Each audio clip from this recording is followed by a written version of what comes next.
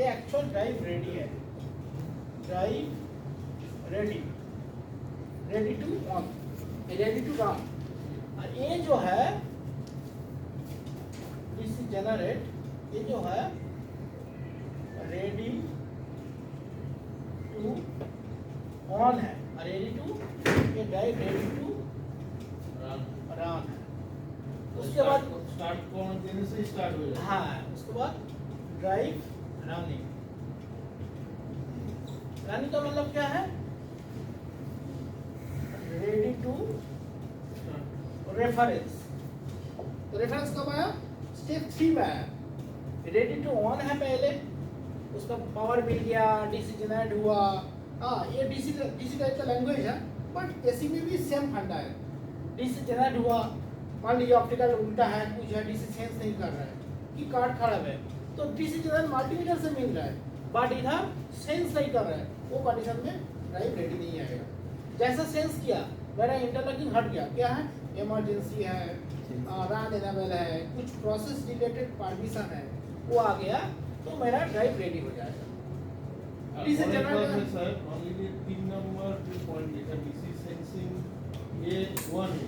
हाँ, optical fibre का connection reverse है। हाँ, तो ऑप्टिकल कोई मेंटेनेंस एरर तो कुछ जनरेट होगा। उस कंडीशन में क्या होगा? ये स्टेज में ड्राइव का मेन स्टेटस देखेगा तो ये कंडीशन आएगा नहीं। हम लोग क्या बोलते हैं, मल्टीमीटर से चेक करके बोले तो पावर ऑन है, पावर ऑन है। मल्टीमीटर से कोई डीसी बस चेक कीजिए, तो जो डीसी बस है 3 इनपुट है। अच्छा, उस टाइम डीसी वोल्टेज भी दिखाएगा। हाँ, यू वी डब्ल्यू, ये VDC माइनस, ये R प्लस, ये R माइनस। तो इसमें देखेगा तो ये VDC, इसको R माइनस भी बोल सकते हैं, सॉरी R माइनस नहीं है, VDC, इसको VDC प्लस भी बोल सकते हैं। तो ये टर्मिनल में देखेगा वोल्टेज आ रहा है, पर ड्राइव रेडी नहीं है। हो सकता है कोई मेंटेनेंस किया, उसका जो टैपिंग है वोल्टेज वो खुल के रखा है, कि वो कार्ड का कनेक्शन बराबर नहीं है, कि ऑप्टिकल उल्टा है, ऑप्टिकल लगाया नहीं, कुछ भी, वो कंडीशन में ड्राइव रेडी नहीं आएगा।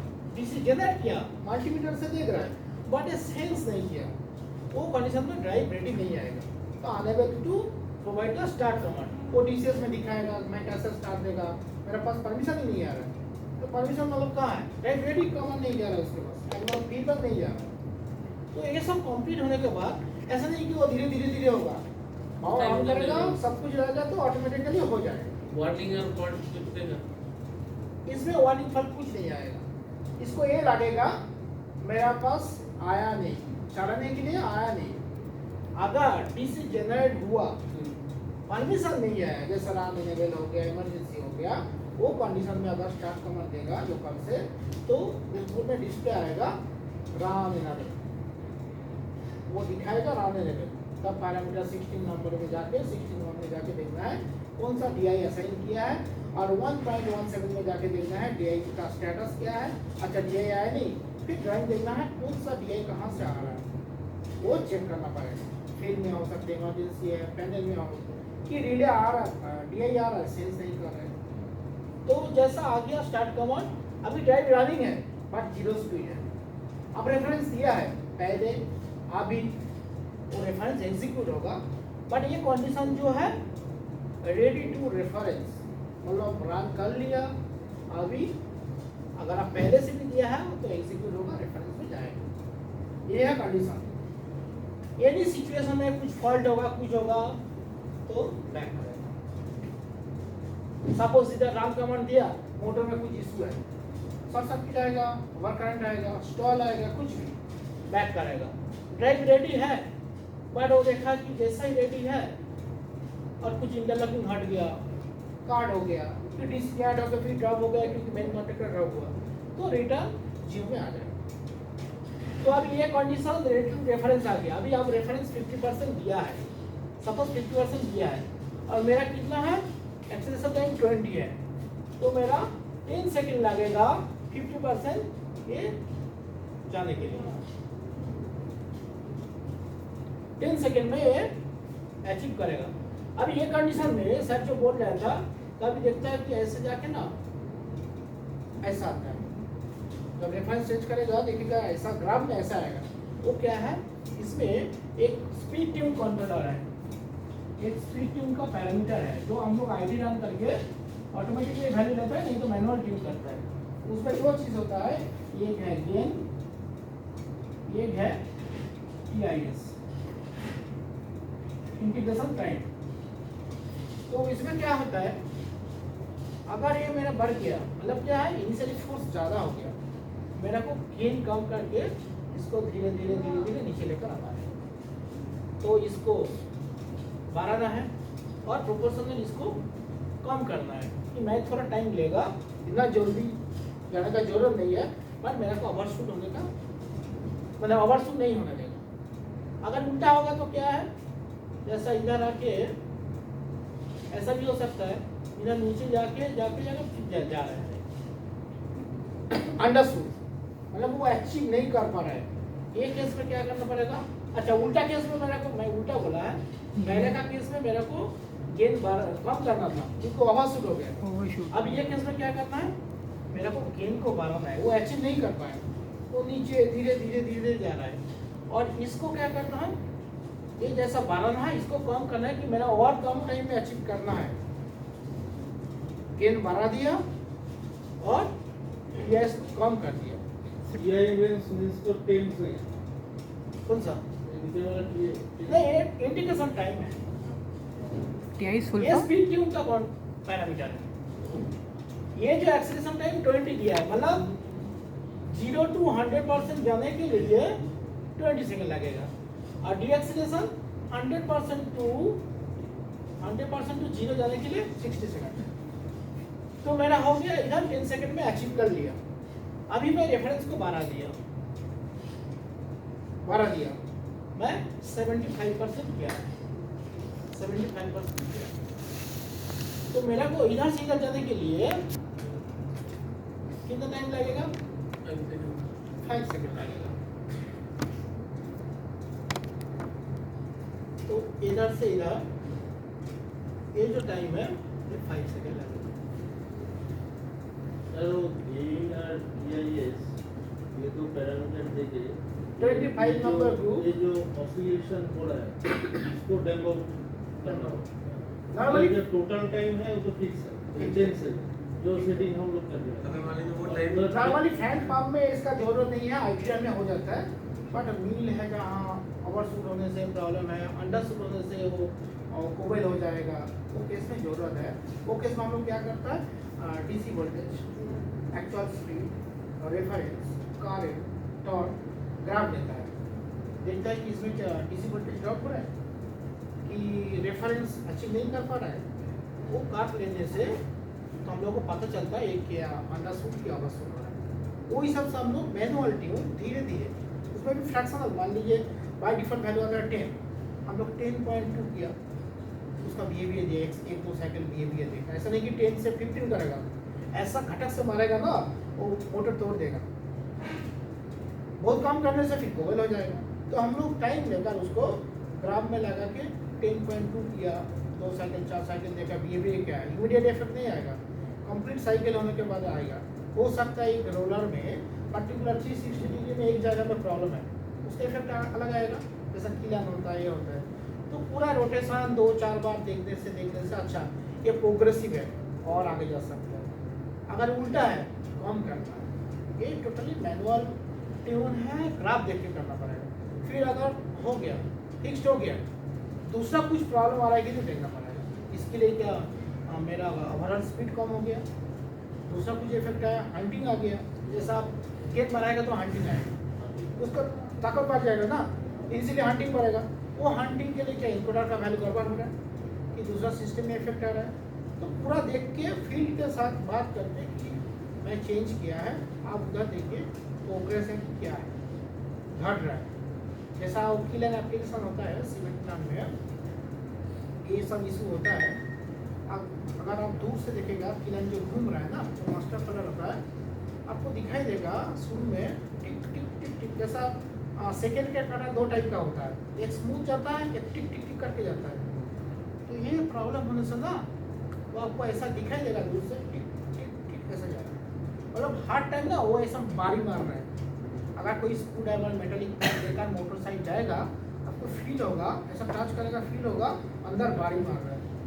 बट जो स्मूथ होगा ना आप दूर से देख के पता चलेगा एकदम धीरे चल रहा है और एकदम स्मूथ। वो सब केस कंसिडर करके ट्यून है। मैं ड्राइव का साइड कर दिया, मैं ग्राफ देख लिया, हो गया, ऐसा नहीं चलेगा। उसका बियरिंग बेस पूरा तोड़ देगा। तो ये थोड़ा स्मूथली ट्यून करना पड़ेगा। तो ये कैसे ये सब सेटिंग हाथ नहीं देते आपके लिए तो नहीं चाहिए, बिल्कुल नहीं चाहिए। डिफॉल्ट छोड़ देते हैं। डिफॉल्ट है। अगर आप बोलेगा नहीं मोटर में थोड़ा वाइब्रेशन आ रहा है, ये आ रहा है, तो एक बार क्या है कभी कभी केबल चेंज होता है, मेंटेनेंस होता है, रीवाइंडिंग होता है, वो केस में आइडियन करना पड़ेगा। बट 800 एंड आपका एप्लीकेशन नहीं चाहिए। आईडी तो करवा देते हैं, वो चेंज होने से गेन वगैरह हाथ में नॉर्मली नहीं, मैनुअल ट्यून तो नहीं, जरूर नहीं माना। जो है करंट का भी तो एक गेम होता है सेटिंग, उसका होता है, उसका एप्लीकेशन यूज होता है, इधर जरूरत नहीं है। करंट होता है, टॉर्क देख के भी करना पड़ता है, वो स्पेशली डीसी ड्राइव में एकदम एसेंशियल है। एसी ड्राइव एसी सही डालते हैं आपका एप्लीकेशन के लिए, ये जरूरत नहीं है। बट अब नहीं कर सकते, कर सकते इंटरेस्ट है तो कर सकते और अच्छा होगा। पर आप लोगों का मल्टीपल जॉब है, अरे नहीं चल रहा, देखो आप लोग बोला एक बार एड्रेस करके चला लिया, दूसरा काम में बिजी हो गया। इसमें डेडिकेटेड कोई रहेगा जो एक्सरसाइज करना है वो करेगा। फिर हम लोग 100% दिया है, इधर से दिया है, इधर से हम लोग 100% दिया है, तो और 5 सेकंड लगेगा, तो टोटल कितना हो गया 20 हो गया। ऐसा नहीं कि इधर से इधर जाने के लिए 20 सेकंड दिया है, ऐसा नहीं है, क्योंकि इसका 25% ऑफ एक्सेलेरेशन टाइम, 25% 5 सेकंड। तो टोटल अगर मैं शुरू में ही 100 दे देता तो मेरा को ऐसा ही जाता था। अभी आ गया डीएक्सेलेरेशन टाइम, मेरा इधर चल रहा है 100% में चल रहा है और मैं 0 रेफरेंस दिया है। इसमें 2 स्टॉप है, एक है रैम स्टॉप, एक है कोस्ट स्टॉप। रैम स्टॉप में क्या है, रैम मेंटेन करेगा। कोस्ट स्टॉप में क्या है, जैसा मैं स्टॉप दिया है घटक से मोटर घूम रहा है, उसके इनर्शिया में घूम रहा है, बट ड्राइव के साथ उसका रिलेशन नहीं है। जैसा हम लोग पहाड़ से नीचे आएगा तो कैसा होगा, हम लोग थोड़ा कंट्रोल करके आएगा, नहीं तो गिर जाएगा। तो मोटर जब तक 0 स्पीड में नहीं आ रहा है, अगर हम लोग रैम स्टॉप देगा तो वो कंटिन्यूअस 0 स्पीड तक कंट्रोल करेगा, इमीडिएट स्टॉप नहीं होगा। मैं स्टॉप को मैं दे दिया, स्टॉप नहीं होगा, वो उसको धीरे धीरे धीरे धीरे 0 में लेकर सेम पोजीशन में लेकर आएगा, फिर उसका कमांड छोड़ देगा। अगर कोस्ट में डालेगा तो क्या होगा, इसके साथ इसका डिवोर्स हो जाएगा, कुछ रिलेशन नहीं। मोटर घूम रहा है, इनर्शिया में घूम रहा है, ड्राइव देखने का जरूरत नहीं है। मैं छोड़ दिया, होगा अंडरवर्ल्ड मतलब ओवरवोल्टेज शूट होगा, नीचे ओवरवोल्टेज आएगा, जो कुछ भी हो उसका देखने का जरूरत नहीं है, वो आउटपुट कंडक्टर को छोड़ देगा। आउटपुट कंडक्टर नहीं है तो क्या है, मोटर का जो आईजीबीटी फायरिंग है ना वो बंद कर देगा, मॉड्यूलेशन पूरा बंद, एक चीज है कंट्रोल नहीं करेगा। ना, जब तक स्टॉप कमांड देगा ना हाँ। उसके बाद 60 सेकंड लगेगा। हाँ, अगर रैम स्टॉप होगा तो मैक्सिमम टू 0 आने के लिए हाँ। मैं दिया है 60, तो 100% ऑफ 60 मतलब 60 सेकंड ही लगेगा। तो अगर इसको मैं दे दिया 6 सेकंड तो मेरा को 6 सेकंड ही लगेगा। ना बट उस टाइम तो मोटर रन इंडिकेशन रहेगा, जितना रैम स्टॉप होगा तो रहेगा, रैम जब तक ये स्टॉप नहीं होगा ये कैन स्टार्ट भी नहीं दे सकते। बट वो लोग स्टॉप दिया, ये होता है कुछ में वो लोग हाँ। स्टॉप दे दिया, बट कुछ time run indication RAM stop है इसलिए। ग्रुप नंबर 21 में देखो स्टॉप ऑप्शन क्या है, और डीएक्सेलरेशन देगा तो चला जाएगा। नहीं डीएक्सेल तो है। पोस्ट में स्टॉप मोड क्या है, स्टॉप मोड एक होता है कोस्ट, एक होता है रैम। रैम होगा तो रैम, ये रैम है ना, रैम फॉलो करेगा। कोस्ट होगा तो इमीडिएट डिस्कनेक्ट हो जाएगा, मोटर घूमेगा इनर्शिया में। अगर उसका ब्रेक नहीं है, कुछ जजमेंट नहीं है, मोटर घूमता रहेगा, उसमें तो पर मेरा ड्राइव में दिखाई नहीं देगा, पोस्ट में तो डीएक्सेलरेशन टाइम का जरूरत नहीं, जरूरत नहीं है, वो तुरंत बंद कर इनएक्टिव। उसमें ड्यूअल दे मैं पैरामीटर डालने का ऑप्शन दिया है, हम्म। बट पोस्ट करेगा तो वो इनएक्टिव है, वो बाईपास हो जाएगा। कि वो पोस्ट कब होता है, इमरजेंसी केस में पोस्ट होता है कि कुछ एक्सीडेंट हो गया, अभी बंद करना है तो इमरजेंसी मार दिया, इमरजेंसी का जो रिएक्शन है पोस्ट है। और नॉर्मल स्टॉप में भी पोस्ट ऑप्शन छोड़ दिया है कि कोई कस्टमर को चाहिए तो पोस्ट कर सकता है। बट स्टैंडर्ड एप्लीकेशन में स्टैंडर्ड जो मेथड है उसमें रैम, स्मूथ स्टॉपिंग के लिए रैम। इसमें क्या है, स्मूथ स्टॉप होगा, जब तक जीरो नहीं होगा ड्राइव का रेस्पॉन्स होकर उसको स्टॉप करना है। नहीं तो इनर्शिया में घूम रहा है, बाहर से कोई फोर्स है या फोर्स है कुछ है तो घूमता रहेगा, तो सब फैन में होता है, स्टॉप नहीं कर पाएगा, घूम रहा है, उसको ब्रेक भी लगाना पड़ेगा।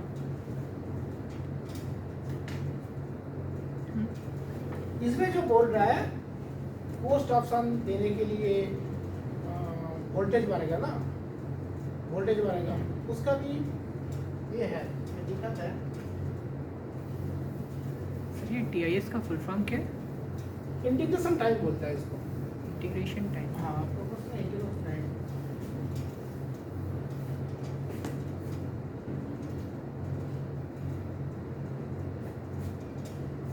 नॉर्मल इधर जो डैश 3 ड्राइव है हमारा AC इधर डैश 3 होता है, डैश 7 होता है। डैश 3 ड्राइव का क्या वोल्टेज रहता है? On average 450 380 to 440 actually. और ये डैश 3 ड्राइव है और डैश 7 जो ड्राइव है वोल्टेज कितना रहता है? 690। डैश 3 ड्राइव के लिए DC वोल्टेज कितना जनरेट होता है? AC into √2 AC into 1.35 और 414 वो डिपेंड करता है कौन सा सेगमेंट पे यूज करता है, बट √2 का वैल्यू फिक्स्ड है। मैं ट्रांजिस्टर और डिस्कवरी में होता है तो इसमें क्या होता है अप्रॉक्स 580 वोल्ट DC जनरेट होता है। इसका जो स्केलिंग है ये मेरा ऑपरेटिंग वोल्टेज हो गया है अप्रॉक्स 584 582 ऐसा होता है कैलकुलेशन में। ये मेरा ऑपरेटिंग वोल्टेज हो गया, तो मेरा को मैं वो खुल के दिखाऊंगा, उसका टाइप का पार्ट दिखाएगा तब समझ में आएगा। इसका एक बिलो रेंज है, एबव रेंज है, इसके अंदर एक काम कर सकते हैं। ज़्यादा होने से क्या होगा, इसका कन्वर्टर सेक्शन पर जो ट्रांजिस्टर है तो उसमें प्रॉब्लम आ जाएगा। कम होने से क्या होगा, करंट रेटिंग बढ़ जाएगा। मेरा रेटिंग सेम है, आउटपुट का रिक्वायरमेंट सेम है, DC वोल्टेज कम हो गया, करंट बढ़ेगा। अब मेरा ड्राइव की कैपेसिटी है सपोज 100 एम्पियर और सेम मेरा को आउटपुट में किलोवाट मेंटेन करना है, तो वोल्टेज कम होगा तो क्या होगा, करंट का रिक्वायरमेंट बढ़ जाएगा। तो ड्राइव का जो अंदर करंट कैरिंग कैपेसिटी जो है, जितना केबल है, मेटालिक जो पार्ट है, पावर पार्ट है, तो उसका कैपेसिटी बढ़ना पड़ेगा, नहीं तो क्या होगा, चल जाएगा। तो उसके लिए भी वो एक नीचे का एक लेवल सेट किया, ऊपर का एक लेवल सेट किया, स्टैंडर्ड ऑपरेशन के लिए। तो इसमें क्या है, अपर लेवल जो है 728, नीचे जो है ये है 728, नीचे जो है 387। इसमें क्या है, AC वोल्टेज आप 415 दिया है, ड्राइव में पावर ऑन किया, DC वोल्टेज अप्रॉक्स ±10% जो फ्लक्चुएट कर रहा है तो अप्रॉक्स 600 वोल्टेज जनरेट होगा। जब तक मेरा वोल्टेज ग्रिड का कुछ इशू हुआ है, वोल्टेज ड्रॉप हुआ है कि फ्यूज हो गया, कुछ हुआ है, मेरा अल्टीमेट वोल्टेज कम मिल रहा है, DC वोल्टेज एक कैलकुलेशन में DC वोल्टेज मेरा 387 आ गया, DC अंडर वोल्टेज में क्लिक कर, ऊपर साइड ज़्यादा हो गया, कुछ कारण में ज़्यादा हो गया, कुछ थंडर बढ़ा, कुछ वोल्टेज का ग्रिड का इशू है, 728 आवर वोल्टेज ठीक करा। इसमें ये तो कुछ नहीं कर सकता, इसमें तो ऑप्शन ही नहीं है, बट इसमें क्या कर सकता है, मैंने को पता है प्लांट में ऐसा डिस्टर्ब होता है, ग्रिड वोल्टेज का इशू है और थंडर बर्ड भी होता है, जैसा मेघालय साइड में जाएगा थंडर बर्ड ज़्यादा होता है, कुछ एरिया में होता है। तो ये नॉन केस है, बट फिर भी चालन है, कैसे चलाएगा, बार बार रीसेट करने का मतलब प्रोडक्शन लॉस है, एम्पर है। मेरे को पता है वोल्टेज बढ़ेगा, उसको कैसा रिजर्व करें, इसके लिए हमारा एक सिस्टम है। ये जो नॉर्मल ड्राइव है इसका कन्वर्टर जो सेक्शन है थायरिस्टर रहता है, उसमें सिस्टम रहता है इन्वर्टर, ये IAC DCRT ड्राइव होता है।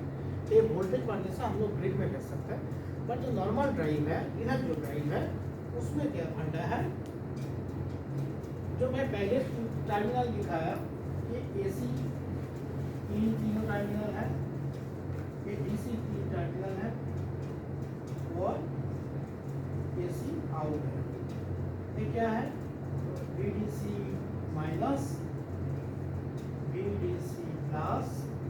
प्लस भी बोल सकता है, और ये जो है आर माइनस, और ये एसी आउटपुट है। मैं वो इसमें ड्राइंग में दिखाएगा। तो क्या होता है, इसका अपर लेवल है 728, जाना से ट्रिप करेगा ही करेगा, और कुछ ऑप्शन नहीं है। तो मेरे पास रिजनरेटिव ड्राइव भी नहीं है, मेरे पास नॉर्मल ड्राइव है, मतलब वोल्टेज ज़्यादा होने से मैं बैकफीड नहीं कर पाएगा, जो करना है ड्राइव में करना। इसमें ड्राइव में हमारा एक ऑप्शन आता है T150, डी का मतलब है डायनेमिक ब्रेक, डायनेमिक ब्रेक। इसमें कैसे काम करता है, ये जो VDC plus minus normal voltage measure करने के लिए हम लोग ये दो पोर्ट यूज करते हैं। ड्राइव का इंटरनली और एक स्विच रहता है, IGBT स्विच, ये है IGBT स्विच। तो डीसी वोल्टेज मैं पहले बोला, डीसी वोल्टेज जनरेट होता है, डीसी वोल्टेज सेंस भी होता है, सेंस करके रेडिएटेंस आता है, सब आता है। इसका मतलब हमारा मेजरमेंट कार्ड है, डीसी वोल्टेज को मॉनिटर कर रहा है, कितना है, कितना में रेडी होना है, कितना में ट्रिप होना है। तो देखेगा जैसा एक इसके लिए 650 वोल्ट होगा तो वो क्या करेगा, इसको ऑन कर देगा, एनो से एनसी कर देगा। अगर बिलो 650 तो एनो है। इसमें क्या ऑप्शन है, ये दो टर्मिनल लेकर हम लोग एक रजिस्टर, तो रजिस्टर का क्या साइज होगा according to mechanical load and drive, but ये हम लोग एक रजिस्टर लगा सकते हैं।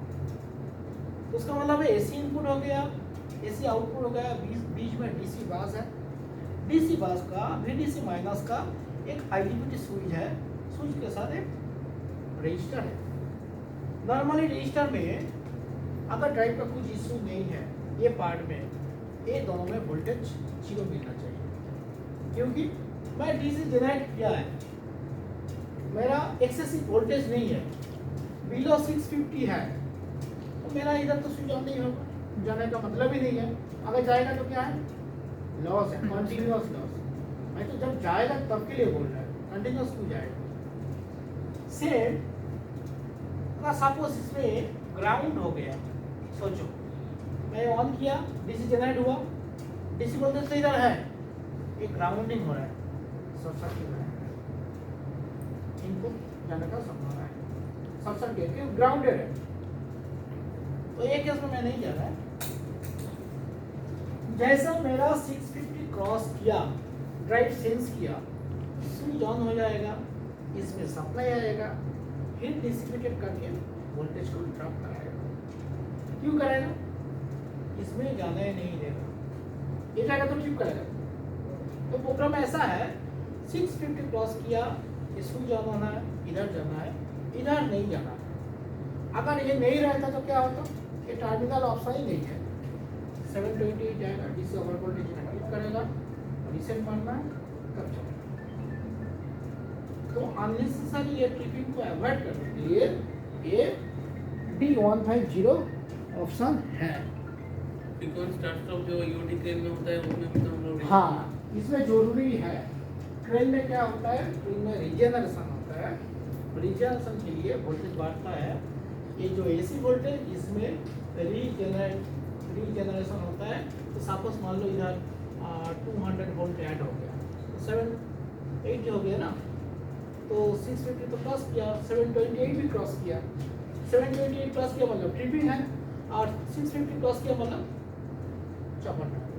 अगर चॉपर खराब है, काम नहीं कर रहा है, तो 728 क्रॉस किया ट्रिपिंग, तो हर साइकिल में ट्रिपिंग होगा। उसके लिए उसका रिजनरेटिव टाइप, नहीं तो ये मैंडेटरी है, चॉपर मैंडेटरी चाहिए ही चाहिए, क्योंकि वो हर साइकिल में ही होगा। जब लोअर कमांड देगा तो जाना ही चाहिए। तो कोस्ट अगर डालेगा तो क्या होगा, कोस्ट में ड्राइव का कुछ फंक्शन नहीं है, ड्राइव को डिस्कनेक्ट कर दिया, मोटर इधर से हमें घूमेगा, कंट्रोल करने के लिए कोई नहीं रहेगा। रैम होगा तो एक वोल्टेज जाने नहीं देगा, और धीरे धीरे वोल्टेज को कम करते हुए उसका 0 स्पीड में लेकर आएगा। 0 स्पीड मतलब क्या है, तो डिफाइन रहता है, 0 स्पीड का मतलब 0 नहीं है, 10 हो सकता है, 30 हो सकता है। उसका मतलब है ये स्पीड आने से ब्रेक लगता है। जहाँ ब्रेक नहीं है अलग बात है, बट जीरो स्पीड का मतलब है defined lower speed, not zero speed. 10 हो सकता है, 20 हो सकता है, जहाँ सेफ जोन है उधर उसको खड़ा कर देना। स्पेशल जो ब्रेक के लिए अरे आप भूल बोल रहे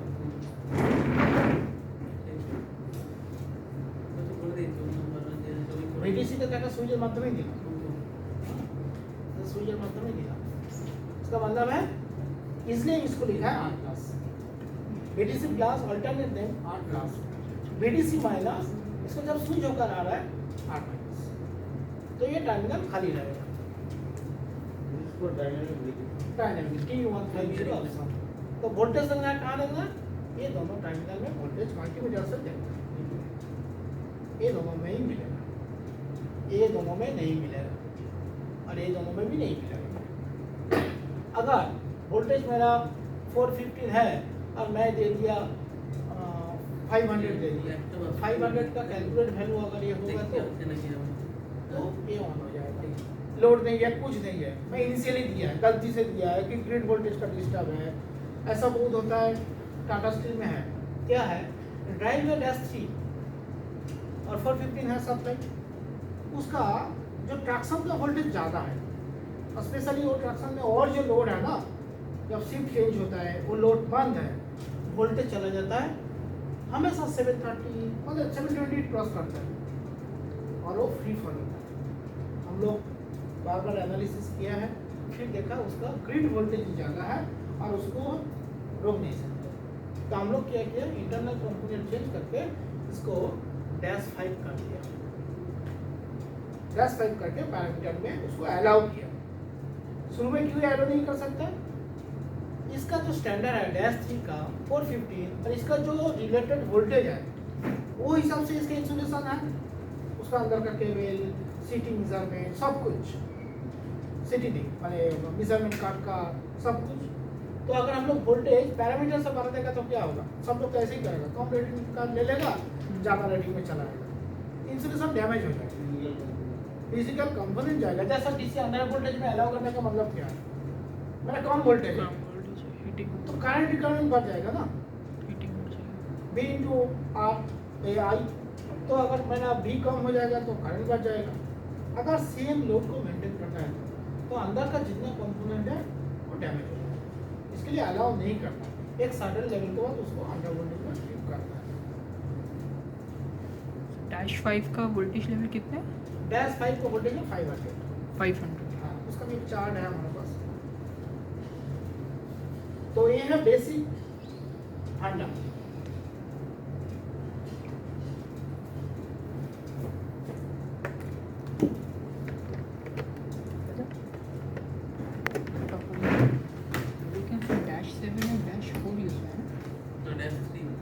-3 है, -7 वोल्ट वो उसका है।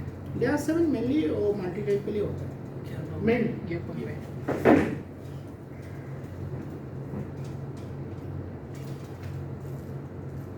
गियर पंप में -7। सर ये मीटिंग का उसको मिनिमाइज कर दीजिए।